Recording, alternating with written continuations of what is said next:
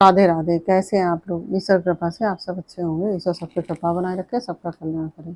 आज हम बताने जा रहे हैं श्रीमद् भागवत महापुराण का चतुर्थ स्कंद का 31वां अध्याय और प्रचेताओं को श्री नारद जी का उपदेश और उनका परम पद लाभ। उसके पहले हम कहना चाहेंगे, यदि आपने हमारे चैनल को सब्सक्राइब नहीं किया तो प्लीज़ हमारे चैनल को सब्सक्राइब कर लीजिए और बेल आइकन बटन जरूर दबा दीजिए, जिससे कि हमारे आने वाले सारे वीडियोस आपको प्राप्त हो सकें। तो यदि आपको हमारी कथा पसंद आ रही है तो वीडियो को लाइक से और अवश्य कर दीजिए और कमेंट में राधे राधे अवश्य लिखिए। चलिए चलते हैं कथा की तरफ।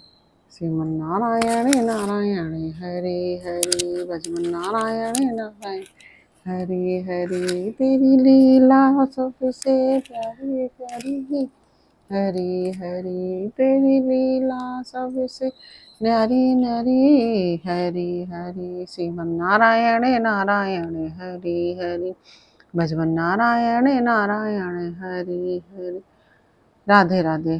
बोलो कृष्ण कन्हैया लाल की जय। श्री मैत्री जी कहते हैं, विदुर जी, 10 लाख वर्ष बीत जाने पर जब प्रचेताओं को विवेक हुआ तब उन्हें भगवान के वाक्यों की याद आई और वे अपनी भार्या मारिसा को पुत्र के पास छोड़कर तुरंत घर से निकल पड़े। वे पश्चिम दिशा में समुद्र के तट पर, जहाँ जाजली मुनि ने सिद्धि प्राप्त की थी, जा पहुँचे और उससे समस्त भूतों में एक ही आत्म तत्व विराजमान है। ऐसा ज्ञान होता है कि उस आत्म विचार रूप ब्रह्म सत्र का संकल्प करके बैठ गए। उन्होंने प्राण, मन, वाणी और दृष्टि को वश में किया और शरीर को निश्चेष्ट, स्थिर और सीधा रखते हुए आसन को जीतकर चित्त को विशुद्ध परब्रह्म में लीन कर दिया। ऐसी स्थिति में उन्हें देवता और असुर दोनों के ही वंदनीय श्री नारद जी ने देखा। नारद जी को आया देख प्रचेतागण खड़े हो गए और प्रणाम करके आदर सत्कार पूर्वक देश कालानुसार उनकी विधिवत पूजा की। जब नारद जी सुखपूर्वक बैठ गए तब वो कहने लगे। प्रचेताओं ने कहा, देवर्षि, आपका स्वागत है। आज बड़े भाग्य से हमें आपका दर्शन हुआ है। ब्राह्मण सूर्य के समान आपका घूमना फिरना भी लोक से समस्त जीवों का अभय दान देने के लिए ही होता है। प्रभु भगवान शंकर और श्री विष्णु भगवान ने हमें जो उपदेश दिया था उसे गृहस्थी में आसक्त रहने के कारण हम लोग प्रायः भूल गए। अतः आप हमारे हृदयों में उस परमार्थ तत्व का साक्षात्कार कराने वाले आध्यात्म ज्ञान को फिर प्रकाशित कर दीजिए, जिससे हम सुगमता से ही इस दुस्तर संसार सागर से पार हो जाएं। श्री मैत्री जी कहते हैं, भगवान में श्री नारद जी का चित्त सर्वदा भगवान श्री कृष्ण ही लगा रहता है। वे प्रचेताओं के इस प्रकार पूछने पर उनसे कहने लगे।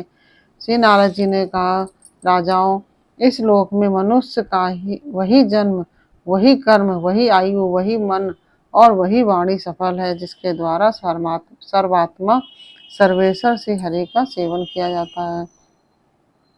जिनके द्वारा अपने स्वरूप का साक्षात्कार कराने वाले श्री हरि को प्रार्थना किया जाए, उन माता पिता की पवित्रता से, यज्ञोपवीत संस्कार से एवं यज्ञ दीक्षा से प्राप्त होने वाले उन 3 प्रकार के श्रेष्ठ जन्मों से, वेदोक्त कर्मों से, देवताओं के समान दीर्घायु से, शास्त्र ज्ञान से, तप से, वाणी की चातुर्य से, अनेक प्रकार की बातें याद रखने की शक्ति से, तीव्र बुद्धि से, बल से, इंद्रियों की पटुता से, योग से, सांख्य,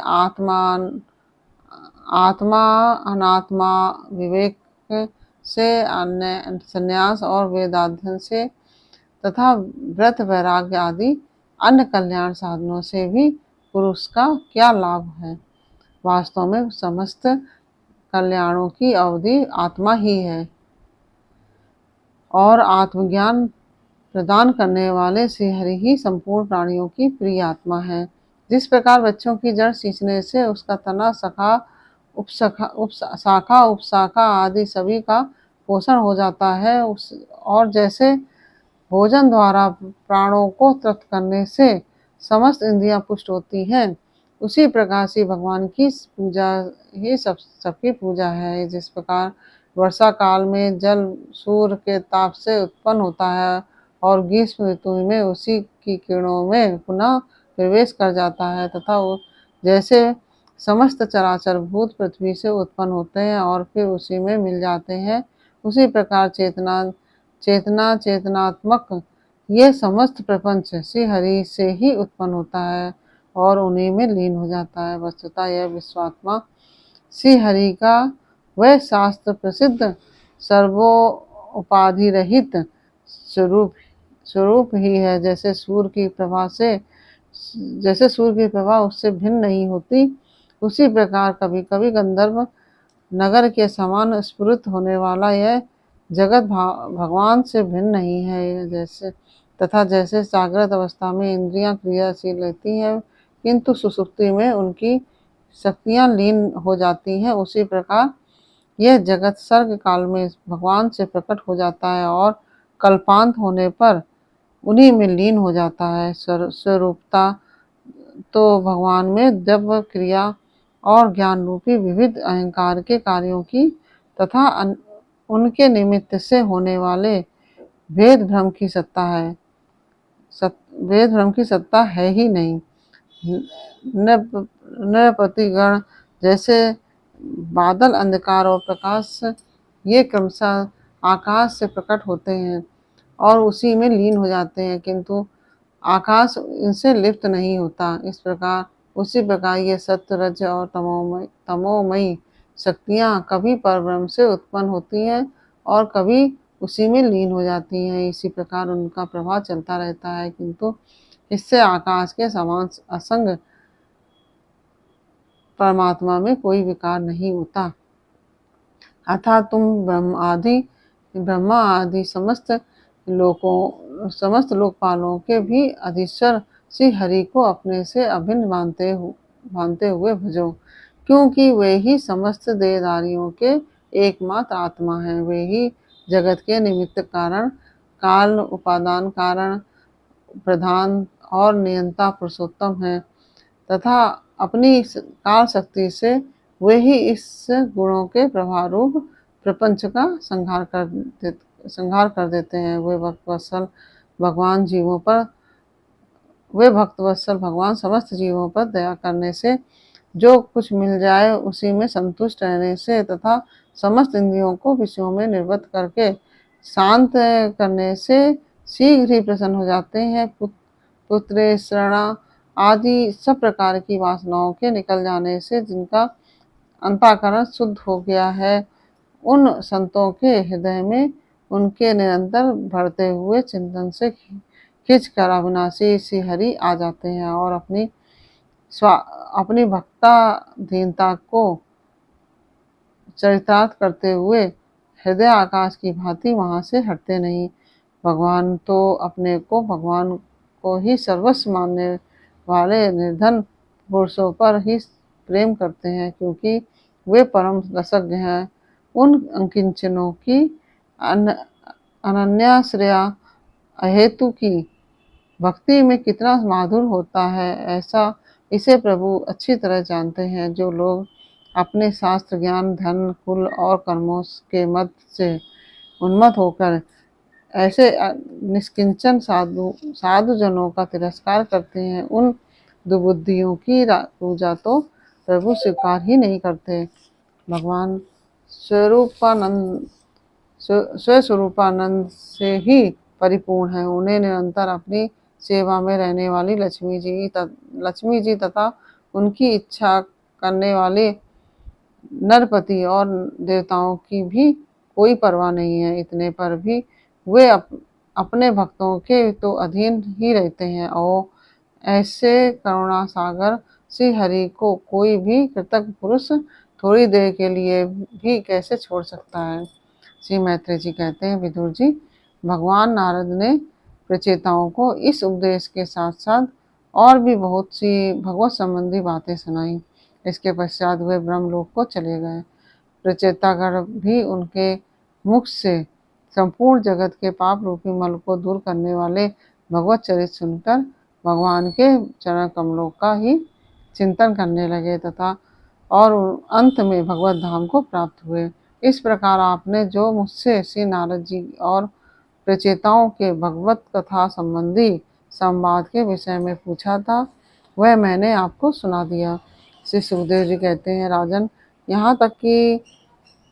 यहाँ तक शंभु मनु के पुत्र उत्तानपाद के वंश का वर्णन हुआ। अब प्रियव्रत के वंश का विवरण भी सुनो।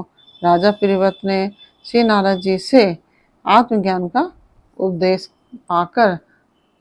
पाकर भी राज्य भोग किया था और तथा अंत में इस संपूर्ण पृथ्वी को अपने पुत्रों में बांटकर वह भगवान के परम धाम को प्राप्त हुए थे। राजन, इधर श्री मैत्रेय जी के मुख से यह भगवत गुणानुवाद युक्त पवित्र कथा सुनकर विदुर जी प्रेम मग्न हो गए। भक्ति भाव से उद्वेग होने से उनके नेत्रों से पवित्र आंसुओं की धारा बहने लगी तथा उन्होंने हृदय में